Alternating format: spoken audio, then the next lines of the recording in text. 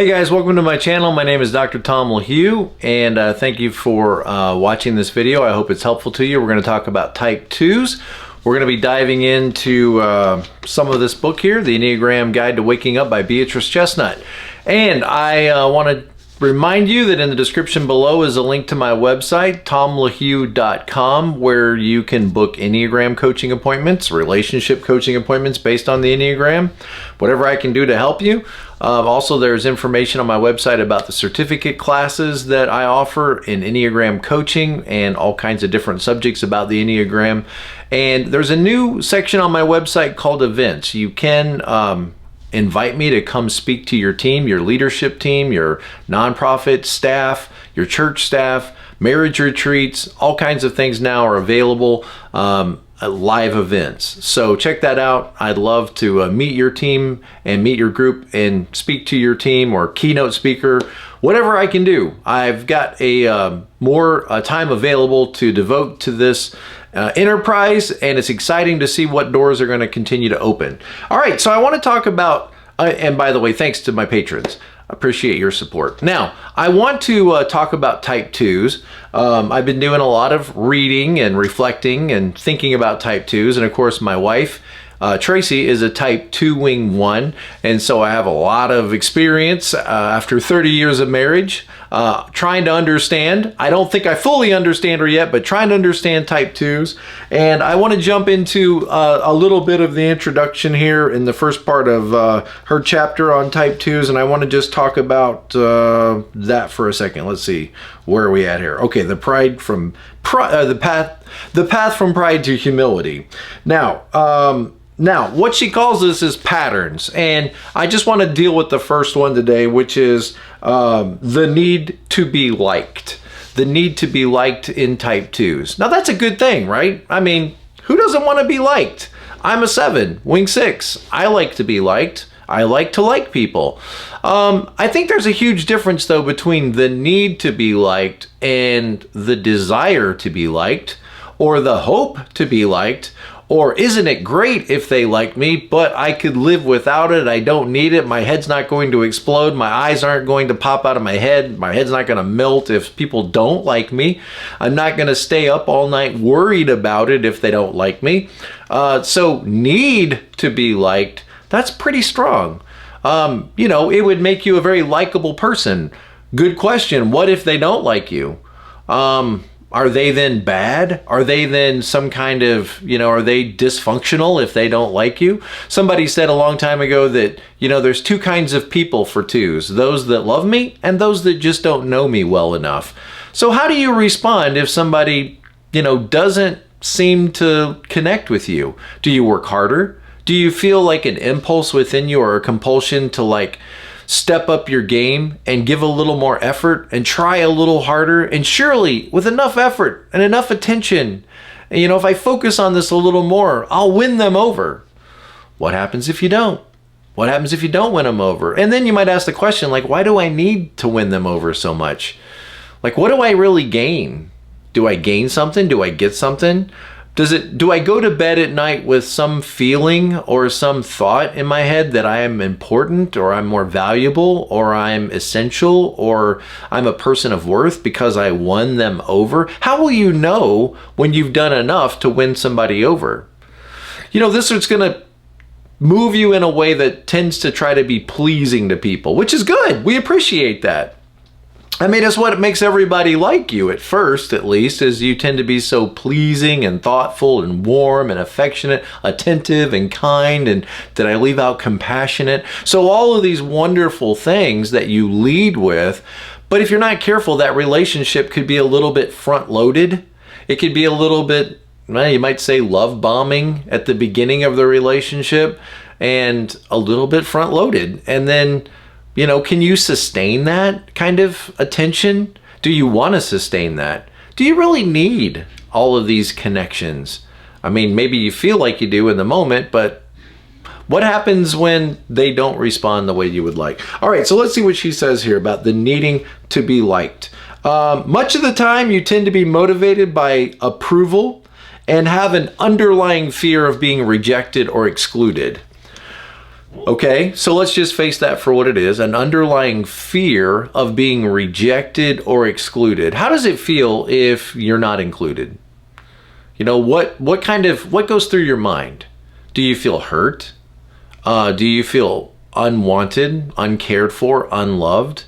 And what does it take to get that signal?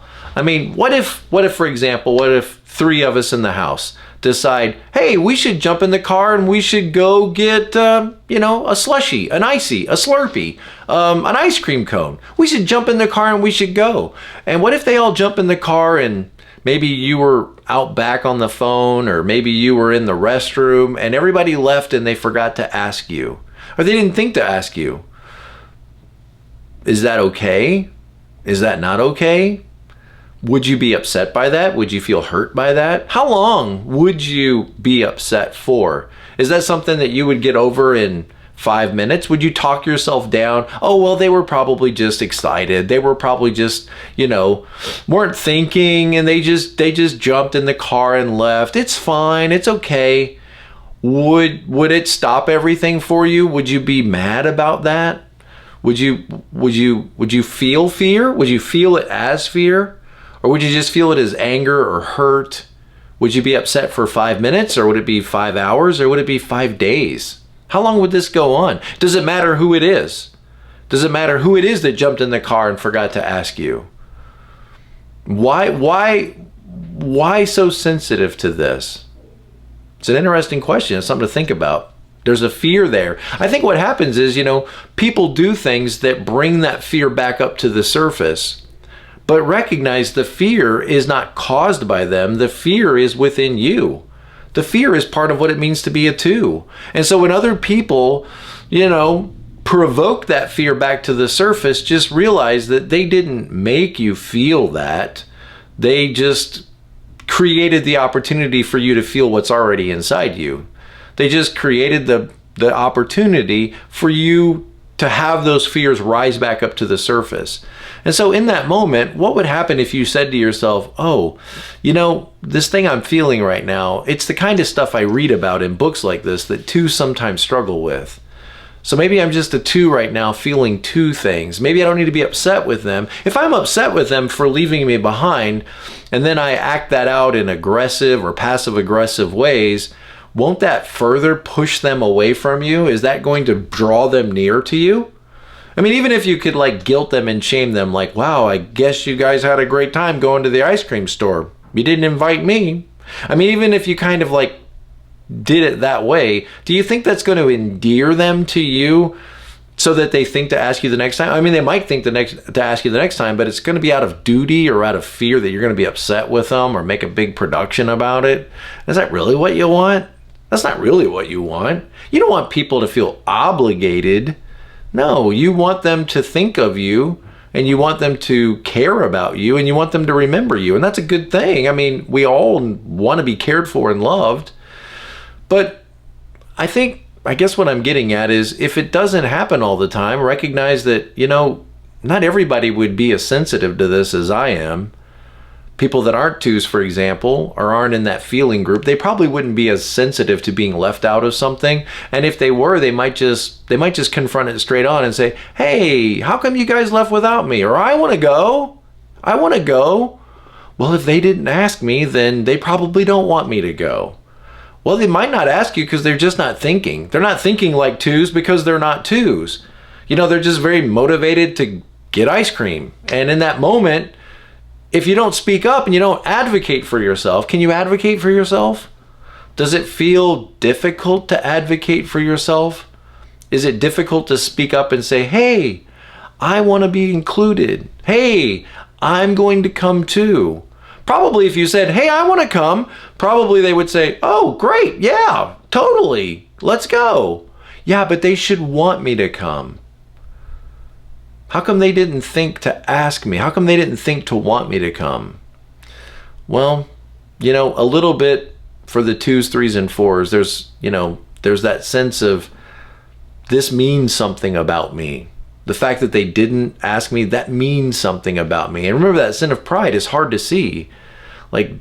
Don't they know how important I am? That I should get a special invitation? But it's just probably not realistic that everybody's going to remember to think to ask you every time they do something. And it would be great if they did. Wouldn't it be great? It would be great. If other people just treated you exactly the way you wanted them to, wouldn't it be great? I know you work really hard to do that. Just remember that the rest of us are not twos.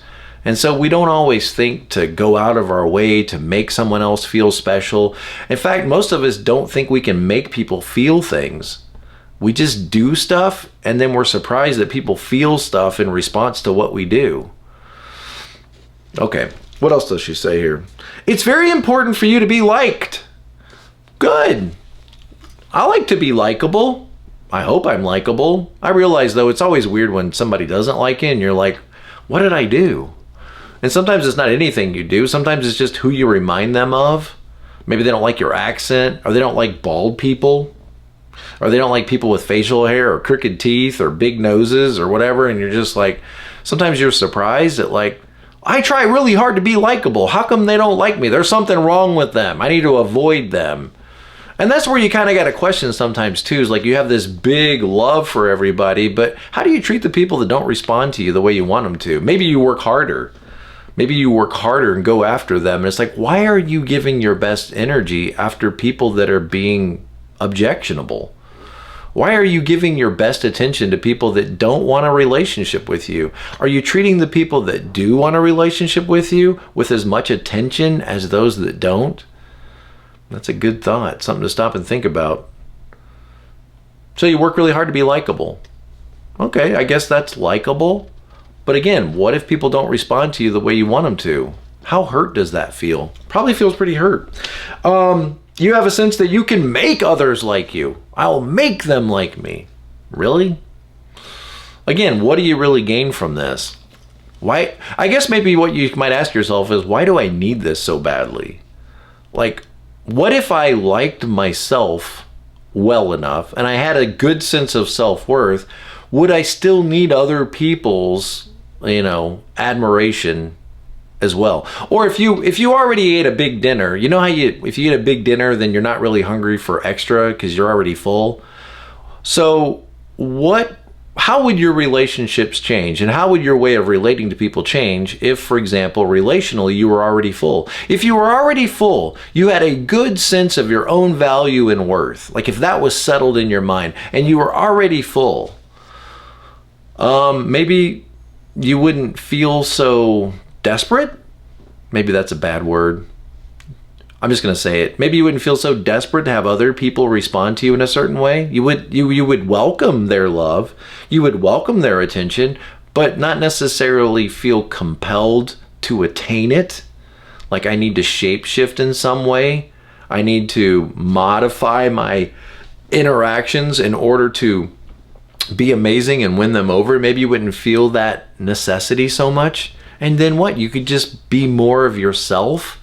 That line to 4, when twos can relax that need to be amazing and wonderful and warm and special and kind and generous and attentive, when you can relax that need because you're already secure in your own identity, you might look a little more like a 4. Like, be able to ask yourself, like, if I didn't need to please everybody, and I didn't need to win people over, and I didn't need to be amazing, and I didn't need to be this superhuman of a person, what would I do with my day? Like, where would I spend my energy? What would I be doing right now if I didn't need to take care of everybody or to win them over? If I just took care of myself? That might be a challenging, maybe you're good, maybe you're there, that's great. But maybe it's a challenging thought for you. Man, that's what this channel is all about, being challenged.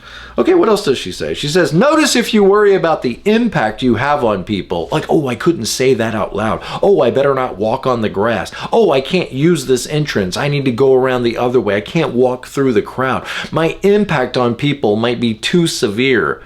Can you see the pride in that a little bit? Like, I know that I'm going to have a big impact on people. If I do the wrong thing or I say the wrong thing, I've got to be very modified and careful in how I say things, because I know that my presence has a big impact on people. There's a little bit of pride there, right? Because it's so important for you to make a positive impression, a positive impression. And you're really good at this. I mean, when you want to be, right? Because let's face it, sometimes you get exhausted, don't you? Sometimes you get exhausted, you get weary, you just feel like you're empty, you just don't have the energy, and you're like, oh, I'm so exhausted. Sometimes it can be hard to like reach out to somebody in need, even though you're wired to do it. And you used to be really good at it. Oh, you used to be really good at this. But now it's like, I don't have any more energy. Oh, people are just exhausting. And, you know, sometimes with twos, you might look around and realize like a lot of your friends, quote unquote, are really just projects. Like they're not really equals. It's like you've amassed around yourself people that remind you that you're valuable because they need a lot of help. And you kind of attract or are attracted to those kind of people. People that you can benefit. It's kind of like patients. Like you're a nurse and they're the patients. And that's cool. I mean, that you're helping people. It really is. And maybe you need to go to bed at night believing I help people. I take care of people. I love people. I'm a kind person. But the downside of this is sometimes like you get to some point in your life and you realize like, although I'm super friendly, like I don't have a lot of friends. At least not a lot of equal friends. Not a lot of friends that you can call and count on that'll sit and listen to your problems. You sit and listen to them. You're their counselor, but do you have any equal friends? Because not everybody that needs a friend really knows how to be a friend. And sometimes if you're not careful, you can amass for yourself tons of people that need a friend, but really don't know how to be a friend. Okay. What else does she say? We're getting to the end of this. Observe yourself to be more conscious of your tendency to shape-shift, and align with other people.